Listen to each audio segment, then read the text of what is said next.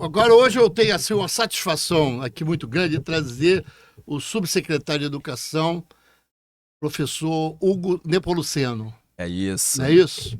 Professor, que assim, algum tempo que eu venho tentando trazer o senhor aqui, ou o secretário Renan Ferreirinha, que, segundo consta, tem uma grande popularidade no Rio de Janeiro, porque faz um grande trabalho na área de educação.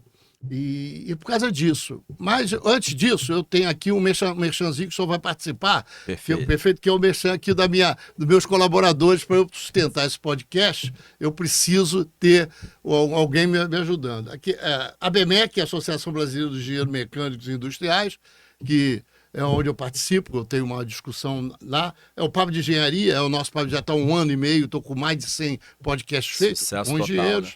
Depois tem, vamos passar aqui. Esse aí é o podcast, é o blog. Se o senhor quiser escrever um texto, e não precisa ser de engenharia, um blog seu, um texto seu, eu boto no blog. É o blog lá. A BRAIP, a Associação Brasileira que faz inspeção predial de gás, na área de gás, é do meu amigo Jorge Omar, então ele me ajuda aqui. O IBEC é o Instituto Brasileiro de Engenharia de Custo, que também ajuda aqui, é um órgão interessante. O Paulo Dias, que é um dos maiores engenheiros de custo, e a Contec Engenharia, que é do Barata, não veio avisar a todos aqui que o Barata tem um problema de saúde, hoje não pôde vir, e aí não pôde assistir, mas o Barata também tem a Contec Engenharia. Bom, professor Hugo, eu conheço um pouco de educação, então tudo que eu falar aqui e que for equivocado, o senhor me corrija. Se está equivocado, não é isso. Eu vou começar pela minha experiência. A minha experiência diz o seguinte: por que eu fiquei tanto insistente querendo conversar com o senhor e conversar com as pessoas da educação?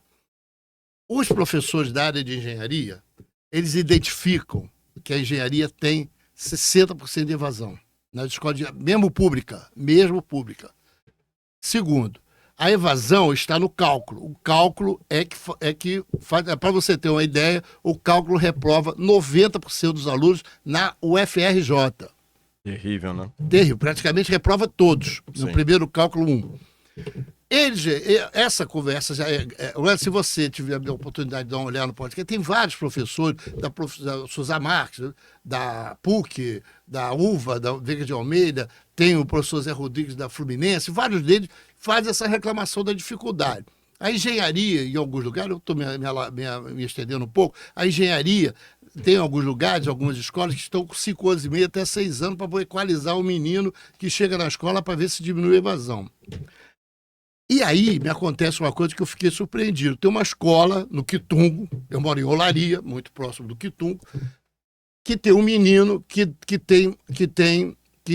recebe uma medalha de ouro pela matemática. Legal. A minha primeira impressão é a seguinte: não pode ser. Um garoto no que eu conheço o Quitungo, entendeu? Joguei bola no Quitungo e tal. O Quitungo não tem a menor. Jogou com o Romário lá? Não, no Romário eu joguei atrás. Tem um negócio de ônibus ali, eu joguei atrás, tinha um campo lá que é do Quitungo. Hoje em dia não se pode mais lá. Mas não joguei o Romário é mais novo que eu. Joguei futebol de pelada. Não é isso. Quer dizer, eu falo assim, não é possível que um garoto no Quitungo tem tudo para dar errado e é bom em matemática. Como é que a gente faz isso? Eu preciso ver quem é esse garoto, porque deve ter uma... Aí eu só vou terminar. Ou é a política do professor, o professor é bom pra cacete, Sim. aquele professor, e aí incentivou o garoto aí pra matemática. Ou a diretora tem uma política pública daquela escola, a política pública setorial que incentiva isso, ou o garoto é uma maravilha.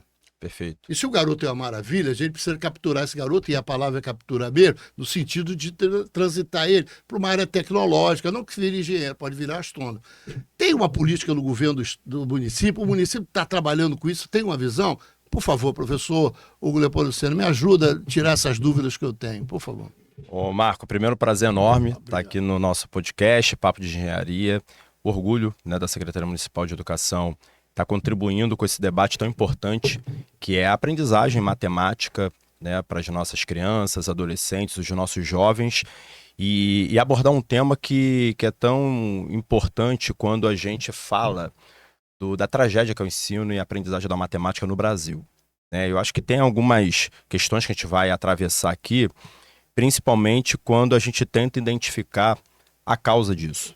né? E ter um bom diagnóstico para o problema é fundamental para a gente atacar e conseguir superar esse desafio, que é o que a gente tem trabalhado hoje. Mas antes de começar, deixar um abraço aqui para... Onde é que está a câmera? Pra lá, né? Isso é Deixar um abraço aqui para todos os professores da Rede Municipal de Ensino, os nossos educadores também, os nossos diretores, equipes gestoras, as nossas unidades escolares que estão aqui acompanhando também, teu público, nosso povo amado também lá do Quitungo, tem um grande amigo que mora lá, Lobão, jogou bola com o Romário também, ele. Então deixar um abraço aí para esse povo querido e para todos os companheiros aí que assistem ao nosso Papo de Engenharia. Marco, primeiro, entender que a gente teve recentemente o ministro da Educação falando, por exemplo, da preocupação do Brasil com o apagão nas licenciaturas daqui a alguns anos, né? Especialmente ali a partir de 2040, 2050, a gente vai ter uma grande dificuldade na formação de professores. Então a gente tem algumas áreas, quando a gente olha para a engenharia, quando a gente olha para as licenciaturas, algumas áreas muito estratégicas para o país, que se a gente não tiver algumas políticas públicas para fortalecer e atrair o jovem para essas áreas, nós vamos ter um problema enquanto país. Então esse é o primeiro ponto, é identificar que tem um problema acontecendo, qual é a causa desse problema e como é que a gente elabora a política pública para poder responder a esses problemas que estão surgindo e que vão, de alguma maneira, fazer com que o Brasil não avance na velocidade adequada e que ele tem potencial para avançar. Especificamente na área da matemática, não é novidade a gente abordar aqui que desde o ensino básico até as universidades, nós temos um problema na aprendizagem, né? As notas do Brasil em matemática, seja nos testes internacionais ou nos testes nacionais, né? O PISA internacional já demonstrou isso, e a avaliação nacional, quando a gente fala do SAEB, que é uma prova nacional, que compõe o IDEB, que é o Índice de Desenvolvimento da Educação Básica, que hoje é um dos melhores parâmetros para que a gente avalie se a educação está mandando bem, está com dificuldade, qual região que ela está avançando mais, qual rede que ela está avançando mais, qual segmento que ela está avançando mais. SAEB é uma avaliação da educação básica. Todos os estudantes da rede pública fazem essa avaliação no 5º ano e no 9º ano. Ou seja, você pega o final da primeira etapa do ensino fundamental, o final da segunda etapa do ensino fundamental, e quando a gente fala da educação básica como um todo também, você tem ali a aplicação no ensino médio e além do que você tem de avaliação do próprio Enem também, que dá ali um bom termômetro de como está a aprendizagem matemática. E os dados, eles revelam que a gente está muito atrás do que deveria estar, inclusive quando a gente compara com outras áreas do conhecimento. Então, esse é o primeiro dado da realidade, né? De alguma forma, a gente não está conseguindo estabelecer um bom processo de ensino-aprendizagem em matemática e a gente tem que entender o porquê. E tem algumas maneiras da gente perceber isso. Primeiro, currículo, né? O Brasil, ele superou há pouquíssimo tempo, a gente tem uma base nacional comum curricular que foi aprovada nacionalmente, mas tem poucos anos, ela ainda está em implementação, muitas redes, inclusive, adotando, né, e conseguindo cada vez mais estabelecer esse currículo que foi aprovado em âmbito nacional e que determina parâmetros mínimos ali para todas as capitais, para todas as cidades do Brasil, do que deve ser ensinado em cada agrupamento, em cada etapa de ensino. A gente tem uma base que, ainda que ela represente um grande avanço no sentido de unificar e estabelecer parâmetros mínimos em todo o território nacional do que deva ser ensinado, quais são as habilidades que a gente precisa fazer com que os nossos estudantes desenvolvam, quais são as competências que eles têm que desenvolver nesse processo de aprendizagem, ela ainda é muito robusta, ela ainda tem informação demais. E a gente acaba não atacando aquilo que é prioritário, aquilo que é proficiente para um estudante avançar de forma adequada e conseguir, inclusive, fazer um bom curso técnico ou uma boa universidade. A gente tem um problema no Brasil de formação. Historicamente, a nossa formação, especialmente para professores de matemática e de outras áreas do conhecimento, ela acaba sendo muito academicista. E a parte de didática, a parte de como que você constrói aquela aprendizagem com o estudante na prática, ela ainda requer muitos desafios da nossa parte no sentido de como que eu faço uma formação para preparar esse profissional que tem um conteúdo de pesquisa acadêmico muito robusto, mas que vai chegar numa turma e ele precisa construir a aprendizagem com aquele conhecimento que ele possui, né? Então, formação é uma questão que envolve tanto a academia, que está formando esse profissional que daqui a pouco estará nas escolas ou que vai estar no mercado de trabalho, é uma formação mais técnica, mas a formação em serviço das redes de ensino, né? A gente, por exemplo, aqui na cidade do Rio de Janeiro, Nós temos uma escola de formação chamada Paulo Freire, EPF, fica bem ali no centro da cidade, em que é uma escola que ela elabora uma pauta anual de formação para os seus professores, para as suas lideranças pedagógicas, lideranças escolares. Essa é a escola para professor. É uma escola de formação de professor. professores, exatamente. Formação é o professor que já está formado e vai lá Exatamente. receber mais, Exatamente. acumular mais. Porque mais é importante, conhecimento. ô Marco, para além da formação inicial, que é a formação em nível, aqui no município do Rio, a gente só admite professor hoje com nível superior, especialmente para o ensino fundamental, e na educação infantil a gente ainda tem alguns cargos de nível médio. Mas no ensino fundamental, hoje, toda a nossa admissão em concurso é para nível superior. Né? Então, ele tem a formação inicial, feita na universidade, né, na academia, mas é importante que a gente faça a formação em serviço. Ou seja, que habilidades as nossas avaliações elas estão identificando que aquele estudante não está desenvolvendo e como que eu preciso formar aquele professor para desenvolver aquela habilidade específica ao longo do bimestre seguinte para que esse aluno não continue acumulando defasagem na aprendizagem dele. Então isso é um ponto importante. Afinal, a avaliação ela só serve para corrigir rota. Avaliar por avaliar não faz sentido nenhum. Né? Então, você tem um currículo que, apesar de representar um avanço em termos nacionais, né, ainda muita coisa que acaba tirando foco do que é essencial. Isso é um debate. Aqui no Rio a gente avançou bastante, inclusive no nosso currículo carioca. A gente tem um currículo próprio, alinhado com a BNCC, mas que faz muito sentido para aquilo que a gente precisa priorizar aqui na capital. A gente tem um processo de formação que é extremamente estratégico para que a gente consiga alinhar aquilo que está no currículo com a realidade do dia a dia da escola, né, com o cotidiano da escola.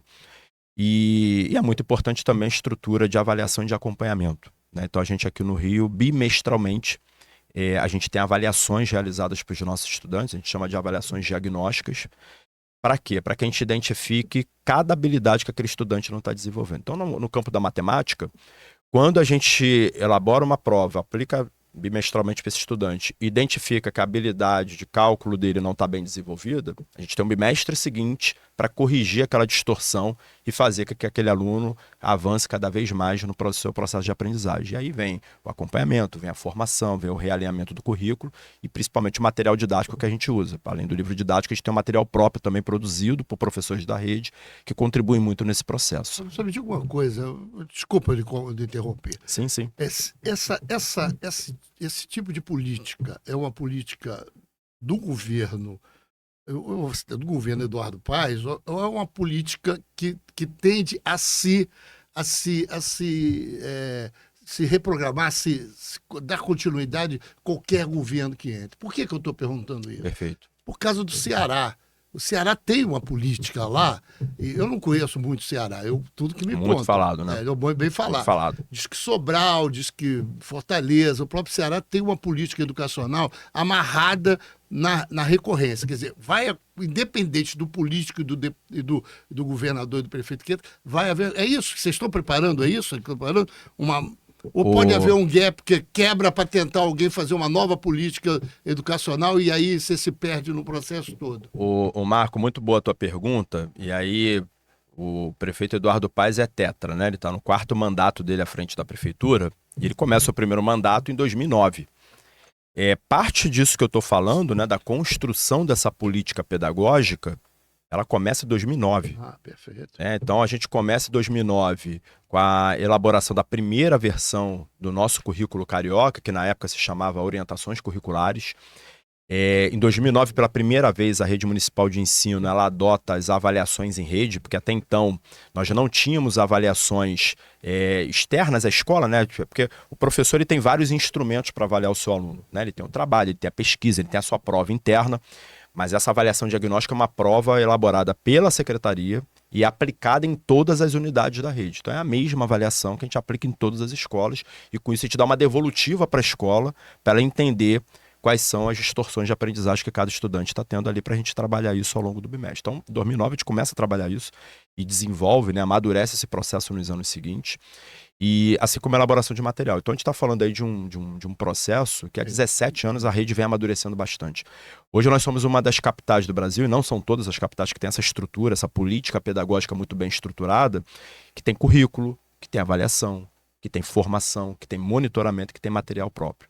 Assim, e aí você me pergunta se isso tem um risco, né, de ter uma descontinuidade. Vamos lembrar que a gente teve um governo aí no meio do caminho. Pois é. Entendeu diferente. E que mesmo, né, com críticas à gestão desse governo, esse governo ele não foi capaz de destruir essa base pedagógica que foi muito bem consolidada e amarrada na rede. Por quê, ô Marco? Construção de política pública não é construir projeto. Isso é super importante, né? Tudo isso que eu falei aqui para você está fundamentado em decretos, está fundamentado em leis, está fundamentado em normativas internas dentro da secretaria e o principal, está apropriado pela rede. Quando eu falo para você que o material... A questão corporativa, quer dizer, Exato, os professores compraram essa ideia, é isso? É mais do que comprar, eles se apropriaram da política pedagógica, porque, entenda bem, Marcos, se a gente faz um simples projeto ele só funciona e assim, coloca para rodar na rede, o governo seguinte vem com um projeto novo, bota uma marca nova e substitui aquilo. Mas se eu tenho hoje uma avaliação lastreada em normativa interna, para o governo seguinte mudar isso, ele vai ter que publicar um decreto, ele vai ter que publicar uma resolução acabando com aquilo tudo. E quando você publica isso, você tem que acabar com o anterior. Isso dá um desgaste. E você tem que mostrar que aquilo que você está criando novo é melhor do que o antigo. Principalmente se está dando certo. Entende? Então, toda vez que a gente fala de construção de política pública, é muito importante te amarrar também nas normativas todo esse arcabouço, porque senão as coisas se perdem com muita facilidade. E a rede se apropriando desse material, vou dar um exemplo, material pedagógico que nós chamamos de material Reeduca, que é um livro que o estudante usa, ele é feito por professores da rede. Então, se o governo seguinte quer acabar com esse material, sendo um governo de oposição, né, ele vai ter que dizer para o próprio professor da rede que está elaborando aquele material que aquele material é ruim. E não é isso que as evidências mostram. Inclusive, o nosso material ele é utilizado no Compromisso Nacional Criança Alfabetizada pelo governo do estado, por outras... Né, a gente cede o nosso material para outras redes. A gente tem um convênio com a Escola do Vasco, inclusive, que usa o nosso material pedagógico também para os estudantes, né, da Escola do Vasco, lá na Barreira do Vasco.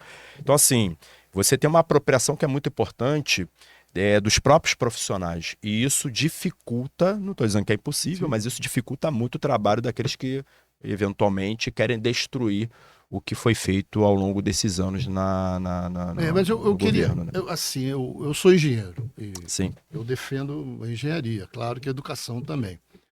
Quando a gente faz pesquisa no Brasil, em qualquer lugar, a primeira coisa que tem é educação, né? E segundo, saúde. E terceiro é segurança pública. Então essas são o estilo do povo brasileiro de ver do carioca, agora talvez até a segurança pública. A educação, talvez, o seu trabalho, ou o trabalho do governo municipal, ou esse trabalho, não tenha a divulgação necessária. Talvez não seja dito isso, porque, na verdade, a mídia ela quer saber se o ar-condicionado do determinado prédio, determinada escola, está funcionando ou não. Está funcionando. Porra, eu não sei. Entendeu? Faltou água na escola e faz daquilo uma... É necessário que esse tipo de trabalho seja prospectado, seja dito que está sendo feito. Como é que você tem alguma comunicação com a mídia para produzir esse tipo de trabalho? Porque eu acho que é um trabalho extremamente importante, não? Então, Marcos, isso é uma luta constante nossa, né? A gente, e é interessante você mencionar isso, porque se a gente fizer uma pergunta, se a gente sair agora ali na avenida e perguntar para as pessoas o que é uma escola boa para você, talvez a primeira resposta não é uma escola que meu filho aprenda. Talvez vai ser uma escola que tem uma boa merenda, talvez uma escola confortável, como você falou, que tem um ar-condicionado gelando, uma cadeira confortável, né? Uma infraestrutura agradável. Mas eu acho que enquanto sociedade a gente vem amadurecendo esse conceito do que é uma escola boa. E a própria questão do controle social, né? A escola é nossa, a escola pública ela é nossa. A comunidade ela precisa ter pertencimento daquela escola. O governo ele vai lá, coloca aquela escola, constrói, dá equipamento, lota professor, né? Cria todas as condições ali para a gente ter aula, mas aquela escola é da comunidade. E esse senso de pertencimento ele é fundamental. Primeiro, para a gente acompanhar se aquela escola está cumprindo o propósito que ela está ali para cumprir. E tudo isso é importante. Num país desigual que ainda é, como o Brasil, a gente ter merenda, porque nenhuma criança pode chegar na escola e deixar de aprender porque está com fome. Então, merenda é uma política pública importante. Já há décadas que o Brasil implementou essa política pública e isso, de fato, salva vidas. Isso faz com que a criançada evada menos a escola, abandone menos a escola. A merenda é importante. Entregar uniforme é importante, kit escolar, porque a gente não pode ter um estudante que não está estudando porque ele não tem onde anotar o dever, porque a família, enfim, tem uma questão financeira ali que impede de comprar. É uma política pública importante. Ter conforto é fundamental, né? Você vai criar ali diversas situações para acabar atrapalhando o aluno se ele não tiver um conforto, atenção, né? O desconforto térmico, uma cadeira que não seja adequada. Mas você não acha que a produção da população entender isso é difícil? Como é que a gente faz, professor? Então, isso é uma mudança de cultura, Marcos. Isso é uma mudança de cultura. A gente investe bastante nessa aproximação com as famílias, nesse contato com as famílias. A gente vem buscando melhorar, inclusive, a nossa comunicação. Se você pegar os nossos canais digitais, as nossas campanhas públicas, vamos lembrar que ano passado a gente teve uma campanha excepcional do JET, que é a nossa nova política pública também voltada à inovação, tecnologia, educação maker. E aí você tinha isso nos pontos de ônibus, você tinha isso na televisão, nos comerciais. Enfim, a gente tem investido porque é importante também esse aspecto de comunicação. Mas principalmente, a gente está falando de uma mudança de cultura. Das pessoas entenderem, de fato, mudar a sua percepção do que é uma escola, qual é a essência dela e o que eu tenho que acompanhar o que acontece lá dentro. É verdade. Eu tenho que... A relação família-escola é fundamental, Marco. Então, assim, a gente ainda hoje tem famílias que não acompanham, por exemplo, se o seu filho está tirando nota baixa, está fazendo dever de casa, está precisando de algum apoio, né? Então, ainda hoje isso é uma realidade. Então, a mudança dessa cultura, da família, das famílias, da comunidade, da sociedade abraçar a escola e entender que a expectativa que se tem daquele estudante naquela escola é que ele, de fato, aprenda, que ele tenha um nível cada vez mais avançado de aprendizagem, isso é uma tarefa de todos nós de mudar essa cultura. Professor, assim, pegar a que mais me empolgou foi a escola Ari Barroso, deve ter outras. O garoto foi bem em matemática. A proposta minha é que esse garoto, já que a gente tem tantos problemas na área de, por exemplo, a China trabalhou com educação, a Coreia trabalhou com educação, os Estados Unidos trabalham com educação, várias coisas. Quando a gente identifica que tem um moleque, eu vou chamar moleque porque é jovem, um garoto, pequeno, ele é bom em matemática, eu identifico que a gente precisa fazer uma política pública para abordar esses talentos. De alguma maneira, esses talentos sejam trazidos para não desvirtuar. Não que ele não vá poder ser um grande artista, um grande ator, um grande jogador de futebol, de repente, sempre é assim. Verdade. Mas se a gente incentiva ele. Então, eu pensava o seguinte, por isso que eu achei, tem uma política que a gente possa orientar esses garotos, por exemplo, na área de história ou na área de português, da dificuldade que se tem. A gente pode defender esses talentos e tentar levar esses talentos, direcionar eles para um determinado caminho, em que ele vá traçar um caminho para esse tipo de habilidade que ele tem, ou a gente larga ele pelo caminho e ele se vira. Entendeu o que eu estou... Entendi, e muito pelo contrário, Marcos. A gente tem que olhar esses talentos e cada vez mais desafiá-los, estimulá-los, porque senão também a escola perde o sentido para eles. Nosso secretário de Educação, Renan Ferreirinha, não sei se você conhece a história de vida dele, né? Ele foi campeão de matemática e fruto de uma política pública muito importante ali no início dos anos 2000, que foi a Olimpíada Brasileira, né, de Matemática, né, a OBMEP. Ele é oriundo da OBMEP. A OBMEP é uma Olimpíada nacional. E ela foi uma política pública que até hoje está revelando talentos, né? Está conseguindo estimular, identificar esses talentos e cada vez mais conectá-los a boas oportunidades no Brasil, no mundo. E o Renan é fruto das Olimpíadas, né? Então, as primeiras medalhas que ele ganha ali logo no início dos anos 2000 revelam para ele que esse era um caminho do estudo, o caminho dessa aplicação, de continuar participando das Olimpíadas, um bom caminho para ele continuar crescendo. Não é à toa que ele entra numa escola depois e tem ali professores estimulando ele, inclusive, para aplicar para provas no exterior, graças ao desempenho dele, ele foi estudar em Harvard, né? Quando ele chega aqui na Secretaria Municipal de Educação, em 2021, convidado pelo prefeito Eduardo Paes, entendendo e fazendo, né, esse diagnóstico da dificuldade de matemática que não só os nossos estudantes, mas o problema que o Brasil enfrenta nessa área era grande, a gente constrói uma série de políticas com relação a isso. E aqui eu vou citar algumas, né? Então, primeiro, pensar um modelo de escola. né? Hoje a gente tem desde 2022, a gente começou a lançar os primeiros JET, que são os Ginásios Educacionais Tecnológicos, que é uma escola que trabalha muito numa perspectiva STEAM, né? Uma metodologia STEAM, mão na massa, que envolve diferentes áreas de conhecimento de maneira integrada. Matemática, artes, ciências, tecnologia. A gente tem um colaboratório ali, que é o coração do JET, em que você tem desde uma impressora 3D, a um óculos de realidade virtual, uma máquina de costura, e os alunos aprendem a trabalhar por projetos ali, construindo soluções para problemas do cotidiano, e a gente promove ali a integração entre diferentes disciplinas. Então o JET é uma política importante e que a gente tem expandido isso na rede. Só para você ter um dado, Marco, a gente está próximo de inaugurar o JET 300.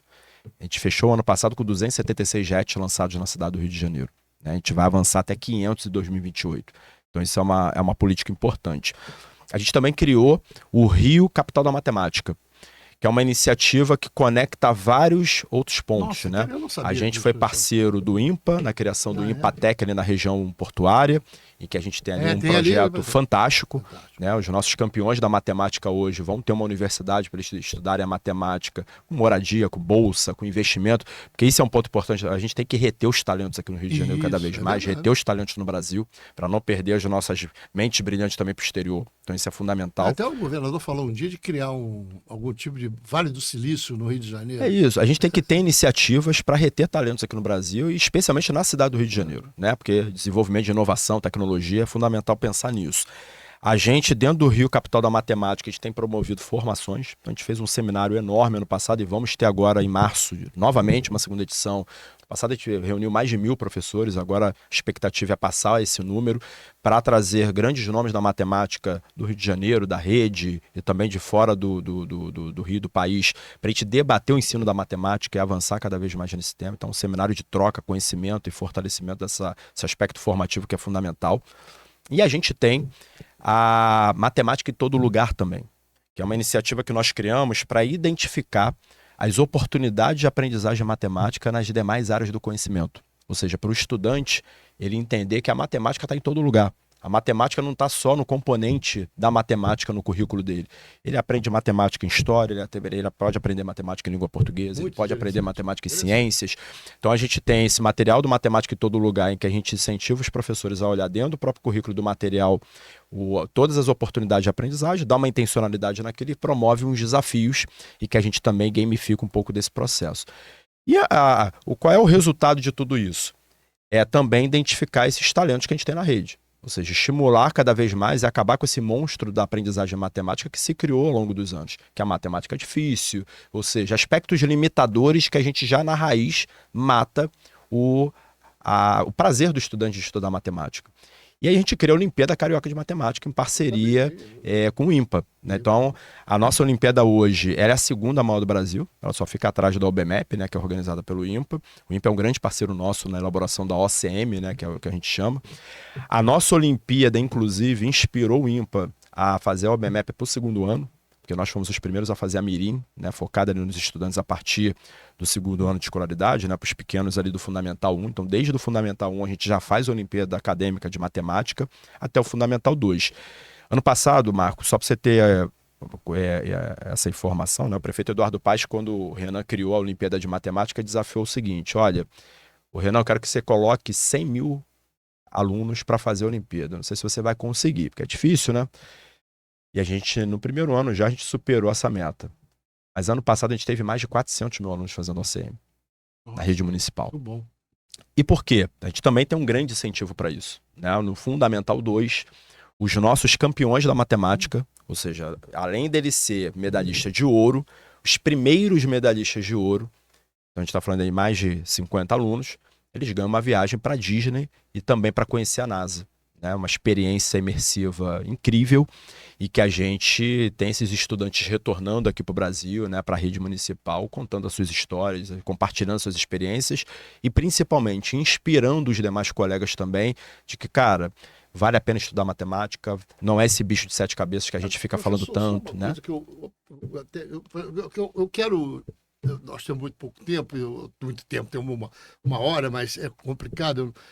Um podcast com mais de uma hora sim. se perde, apesar que o assunto é extremamente importante. Me diga uma coisa, professor. O governo procura a iniciativa privada para fazer esse tipo de sustentação, porque a iniciativa privada se interessa por cada uma desses alunos. Isso tem algum, ou isso é uma coisa difícil, porque a iniciativa privada sempre tem esse mote de que é ruim, se aliar à iniciativa. Vocês têm essa expectativa? Vocês procuram isso? Que eu estou falando porque o Conselho Regional de Engenharia pode ajudar, eu vejo aqui na minha cabeça. O Conselho tem dinheiro, pode ajudar nessa discussão, nesse approach de você melhorar. O que você acha? Você tem esse... Então, a gente tem hoje uma estrutura que facilita, né, a chegada de parceiros que queiram colaborar com a rede, né? Então a gente tem hoje editais para isso, a gente tem uma área na secretaria que facilita muito esse percurso de diálogo com parceiros, seja da iniciativa privada ou de outras instituições que queiram fazer parceria com a Secretaria Municipal de Educação, mas essa é uma política 100%, uma política pública 100% municipal, Prefeitura da cidade do Rio de Janeiro, governo Eduardo Paes, para estimular o conhecimento matemático dos nossos estudantes e com um grande parceiro que é o INPA, né? Então, enfim, o INPA é um instituto referência não só no Brasil como no mundo, e a gente tem muito orgulho, né, de ter conseguido construir essa parceria e disso tá avançando bastante, né? Então... mas isso, você sabe que as universidades todas, que eu sou a favor de política assistencialista. Eu chamo assistencialista, o pessoal chama afirmativas. Sim. Eu acho que é isso mesmo, é o pé de meia, é importante, né, no combate ao abandono. Todas elas, né? São importantes, porque no final, para a gente equalizar isso, para a gente trazer essa diferença social que a gente tem muito grande, só com política pública de assistencialista para poder trazer. O senhor acha também que isso é uma política boa? Você acha que isso é um caminho bom? O FIES, o ProUni, você acha que essas coisas são políticas interessantes que devem ser incentivadas? Bem dosados, sim, entendeu, Marco? A gente só tem que tomar um cuidado, né? Porque toda política pública, para ser eficiente, ela tem que ter monitoramento. Ela precisa ter muita base nos dados e evidências que vão sendo gerados também, não só para a construção da própria política, mas para a permanência dessa política, para entender se ela está produzindo os resultados que ela se propõe a gerar. Pegar um exemplo aqui do pé de meia. Né? O pé de meia ele é uma política importante para você combater a evasão no ensino médio. Né? E parece que já tem evidências que estão mostrando, né? As primeiras evidências já estão mostrando que, de fato, você diminuiu, né, o abandono e a evasão no ensino médio a partir dessa política. Então é importante. Agora, tem que ter cuidado, né? São políticas que a gente tem que ter monitoramento constante, que a gente tem que avaliar se elas estão... Exato, porque a política ela pode ser, Marco, a mais virtuosa possível. Se você não tiver monitoramento e acompanhamento, em algum momento ela pode se perder. Você tem alguma política fundamental que a gente possa fazer isso? Política pública possa fazer? Uma política federal? Você vê que é um apoio federal? Tem várias oportunidades, né? A gente, inclusive, tem tudo que o MEC propõe para fortalecimento do ensino da matemática, né? Para essa área a gente tem sido muito parceiro. Vou dar um exemplo, o MEC lançou uma iniciativa toda matemática e a gente fez a adesão, né? As redes, né, elas podem fazer essa adesão e ali você tem formação, você tem disponibilidade de apoio técnico e a gente está fazendo uma super parceria também com a Secretaria de Educação Básica, porque o MEC também entendeu que isso é um problema nacional.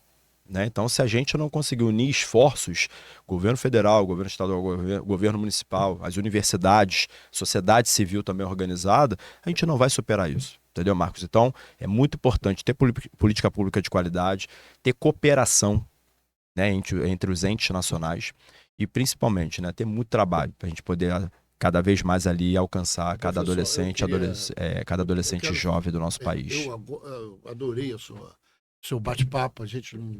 Já está terminando? Porque você vai passar, já estamos ali, ó, com 40 minutos, quase 50 que terminar, e eu queria, assim, queria fazer uma pergunta que eu não posso me furtar de fazer. Fala aí, desculpa, se eu Estamos abertos. Assim, você é negro. E você chegou no estágio... Você também deve ser um menino daqueles de dificuldade. Como é que é isso, cara? Como é que você chega? Como é que você acha isso? Primeiro, Marcos, assim, eu sou cria do Cesarão. Né? Eu sou cria do Cesarão em Santa Cruz. Não sei se você conhece lá a comunidade, né? O loteamento. Na época, inclusive, né, eu sou de... clínica da família por lá. Fez, a gente... Várias clínicas da família lá. Não, a gente tem um complexo de escolas lá no Cesarão, né, de fábricas de escola do amanhã, assim, um investimento lá muito robusto. E eu sou cria daquele território, né, de 86, na época um dos maiores loteamentos da América Latina, né? Então, eu vim desse chão que a gente sabe que minha mãe, servente de escola, né, sempre lutando muito ali também para poder criar os filhos, aquela coisa toda. Meu pai também sempre na batalha. Então, eu entendi ao longo da minha trajetória que se não fosse a educação, se não fosse a minha mãe priorizar a educação, né, se não fosse os meus professores me inspirarem, e se não fosse tudo que a educação me proporcionou, desde que eu também fiz essa escolha pelo magistério, eu não chegaria até aqui. O que é importante quando a gente chega, ô Marcos, e hoje, né, evidentemente, eu me considero aí quase que num topo de carreira, né, como subsecretário, mas não basta a gente chegar. Você não tem 50 anos. Não, eu tenho 40 anos. Fiz 40 anos agora, dia 28 de fevereiro. Quarentei. Topo de carreira, 40 anos. Quarentei. Não, porque pra gente que é professor, Marcos, chegar a um estágio de desenvolvimento profissional e chegar a subsecretário é muito mais do que eu sempre imaginei, né? Mas não basta chegar. Não basta chegar. Não é manter. Né? Não, e a minha preocupação não é nem a questão de manter, Marcos, porque a manutenção é um compromisso diário com a entrega, né? com as crianças que estão lá. Qualidade intelectual. Mas a preocupação, Marcos, é o seguinte: eu cheguei, mas e um menino hoje que está lá no Cesarão, que está na Maré, que está no Complexo do Alemão, ele vai ter oportunidade de chegar também? Entende? A gente, produzir educação no Brasil, tem que oportunizar. Ela tem que sair do campo das exceções e a oportunidade para todos, a equidade educacional, ela tem que ser regra. Então, vou te dar um dado. A gente, na rede municipal, tem aí um percentual que chega a 2/3 dos nossos estudantes negros e pardos. A gente monitora a aprendizagem desse grupo. Porque eu preciso ter o aluno preto e pardo aprendendo igual ou melhor que o branco. Se ele não está aprendendo, eu não estou colaborando para corrigir a equidade educacional. Pelo contrário, eu estou reproduzindo desigualdade. Da sociedade. Entende? Então, assim, todo o nosso trabalho, e eu me orgulho muito de estar hoje onde eu estou, não é só sobre chegar. A minha chegada, ela inspira muita gente. Quando eu vou numa escola e meu aluno vê lá que, caramba, o tio Hugo é subsecretário. Eu posso crescer também. Um menino lá da favela, da periferia, ele vê, caramba, então peraí, o meu lugar não é só esse. Eu posso ocupar outros lugares. Eu sei que hoje eu sou uma inspiração para muitos dessa molecada. Exemplo. E exemplo. Agora, como que eu uso o meu espaço, que eu uso esse lugar em que eu cheguei para contribuir, para lutar e para trabalhar para que todos tenham a oportunidade de crescer, para que todos tenham a oportunidade de se desenvolver, para que todos tenham a oportunidade de, a partir da educação, terem uma vida melhor. Esse é o desafio e é para isso que eu luto todo dia, entendeu? Então, essa é a minha causa de vida, meu amigo. Professor Hugo, eu não sei se o senhor tem mais alguma coisa a dizer, deu um depoimento queria agradecer. Tão generoso que o senhor fez. Queria agradecer muito aí teu convite, agradecer a audiência também. Você me desafiou falando sobre comunicação. O quanto que a gente tem de desafio comunicar aquilo que a gente faz para que a sociedade, né, se aproprie cada vez mais do que a educação municipal tem feito aqui no Rio. Mas eu quero agradecer porque espaços como o seu, Marcos, também dão visibilidade para o trabalho que a gente está desenvolvendo e nos provocam, porque os desafios eles estão aí. E é importante que a sociedade civil também ela provoque o poder público para que a gente cada vez mais juntos consiga construir soluções para os problemas que se apresentam. Estamos juntos. Eu acho que é essa a solução. A solução não é fora da educação, não tem, né? Perfeito. Obrigado, professor. Muito obrigado. Um abraço.